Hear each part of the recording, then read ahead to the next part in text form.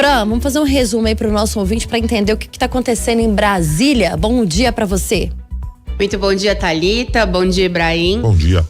E bom dia também para todo mundo que nos ouve aqui nessa terça-feira, que começou muito quente, também agitada aqui, não só pela temperatura, mas também no Congresso Nacional. Daqui a pouquinho, como você bem disse, o general Augusto Heleno, que era o ex-chefe do gabinete militar do ex-presidente Jair Bolsonaro, de segurança institucional do ex-presidente Jair Bolsonaro, deve ser ouvido na CPI dos atos de 8 de janeiro aí do Congresso Nacional.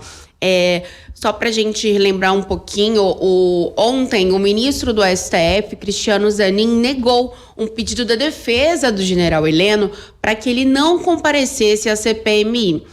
Como a gente já vem mostrando aqui, os ministros Nunes Marques e André Mendonça, eles tinham dado ok para que algumas testemunhas não precisassem comparecer. O Nunes Marques tinha dado ok para que a testemunha não pudesse comparecer. Já André Mendonça tinha dado o direito de que o Osmar Crivellati, que é ex-ajudante de ordens também aí de Jair Bolsonaro, comparecesse, mas ficasse em silêncio. E foi isso que Cristiano Zanin definiu ontem em relação ao general Augusto Heleno. Então ele vai até o Congresso Nacional, mas ele, se ele quiser, ele tem o direito de ficar calado, de não responder, de ter aí o apoio dos advogados, já que ninguém é obrigado a criar provas contra si mesmo, né?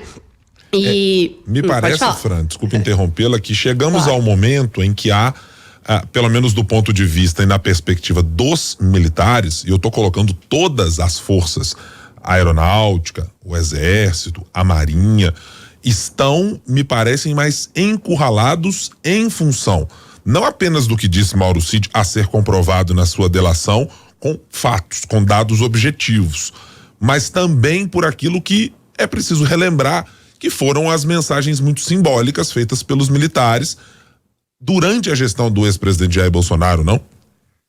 Exatamente, Ibrahim. Em relação à delação do Mauro Cid, tanto o portal UOL quanto o Globo, eles revelaram na última semana alguns trechos dessa delação, né?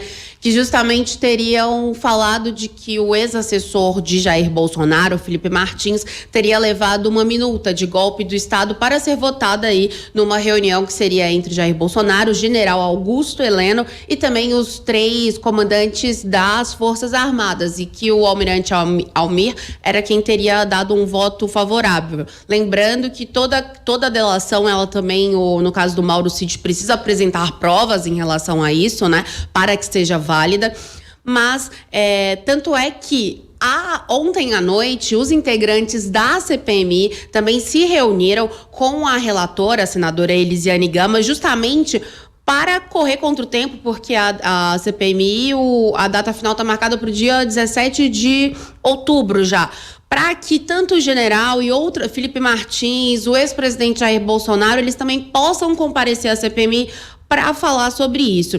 E lembrando que ontem o nosso setorista aqui de Palácio do Planalto, o repórter Emanuel Marçal, ele conseguiu conversar com o atual ministro da Defesa, o Múcio, que tentou colocar panos quentes em relação a justamente essa relação do governo federal, de Lula, com as Forças Armadas, falando que o papel dele é de aproximar. Então a gente vê aí os militares no foco dessa CPMI, né, nesses próximos dias, nessas próximas semanas, e ao mesmo tempo aí deixando claro de que as relações estão estremecidas, né?